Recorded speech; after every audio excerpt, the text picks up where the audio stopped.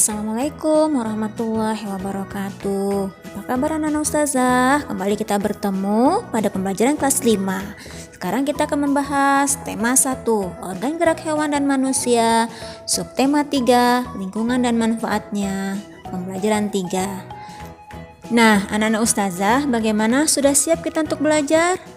Nah, jika sudah siap, alangkah baiknya terlebih dahulu kita berdoa ya, agar pembelajaran kita bisa diterima dengan baik.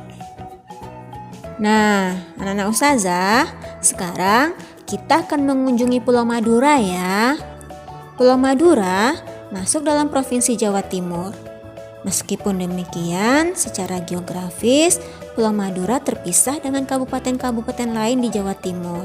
Madura merupakan pulau tersendiri yang terpisah dengan Pulau Jawa.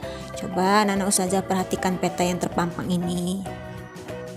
Untuk mencapai Pulau Madura, harus melewati Selat Madura ya anak-anak ustazah. Berkat kemajuan pembangunan nasional, sekarang telah dibangun jembatan yang diberi nama Jembatan Suramadu, yang mana jembatan ini melintasi Selat Madura dan menghubungkan antara Surabaya dengan Madura. Nah, sekarang untuk mencapai Pulau Madura bisa melalui perjalanan darat ya anak-anak ustazah. Indonesia dikenal sebagai negara maritim dan kepulauan, yang mana hal tersebut membawa banyak keuntungan bagi bangsa Indonesia ya. Wilayah laut Indonesia yang sangat luas tersebut telah diakui secara internasional sebagai negara maritim. Artinya, bangsa Indonesia diberi kewenangan untuk memanfaatkan potensi sumber daya lautnya. Adapun contoh sumber daya alam laut seperti ikan, terumbu karang, wisata bahari, sumber energi minyak dan gas bumi, bahan mineral, media transportasi antar pulau. Sampai di sini apakah anak-anak ustazah semuanya sudah paham? Nah, jika sudah paham, sekarang lihat bukunya halaman 145. Di sini, ayo berlatih. Anak-anak ustazah diminta untuk menyebutkan jenis-jenis usaha atau pekerjaan yang berkaitan dengan pemanfaatan sumber daya alam laut di Indonesia. Nah, jika sudah paham perintahnya, sekarang anak-anak ustazah coba mengerjakannya ya. Sebagai negara maritim dan kepulauan yang berada di antara dua benua, yaitu benua Asia dan benua Australia, membawa pengaruh terhadap kehidupan sosial budaya bangsa Indonesia. Hal ini bisa terjadi karena dengan posisi tersebut menyebabkan Indonesia menjadi jalur perdagangan dunia. Mau tidak mau, banyak pedagang dari berbagai negara di seluruh belahan bumi ini akan melewati dan mampir ke Indonesia.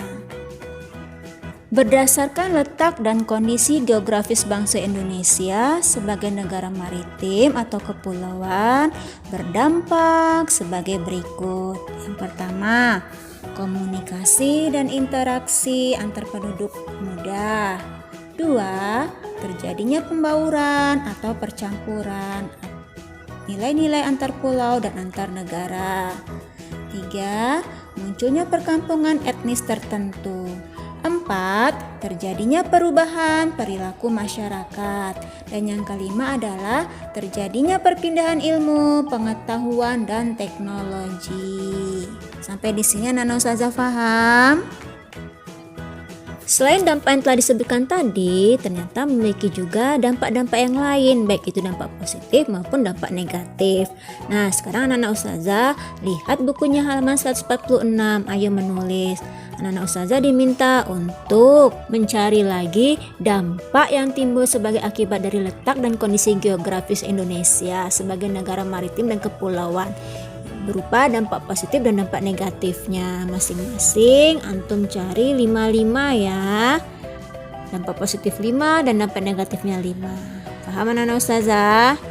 Jika anak-anak ustazah sudah paham, silahkan dikerjakan ya. Kemudian dilanjutkan mengerjakan halaman 150, yaitu menentukan ide pokok dari masing-masing paragraf berdasarkan teks bacaan yang berjudul Kejayaan Bahari Masa Lalu.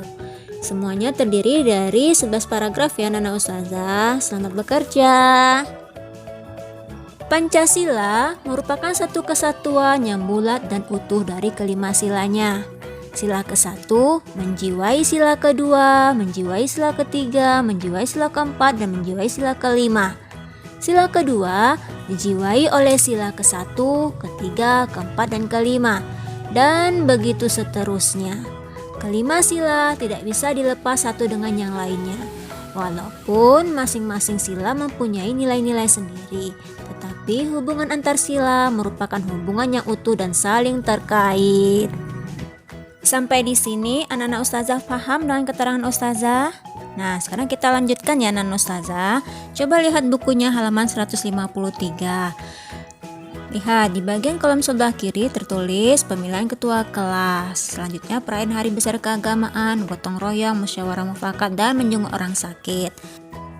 Dalam pemilihan ketua kelas mencerminkan sila-sila apa saja, yaitu sila kelima, keadilan sosial bagi seluruh rakyat Indonesia. Kemudian sila ketiga, persatuan Indonesia. Dilanjutkan dengan sila keempat, kerakyatan yang dipimpin oleh hikmat, kebijaksanaan dalam permusyawaratan dan perwakilan.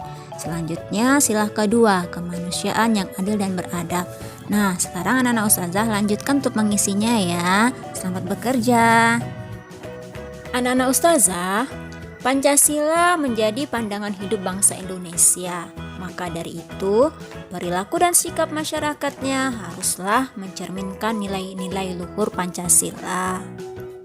Salah satu contoh pengambilan keputusan yang sesuai dengan nilai-nilai Pancasila adalah pelaksanaan musyawarah untuk mencapai mufakat.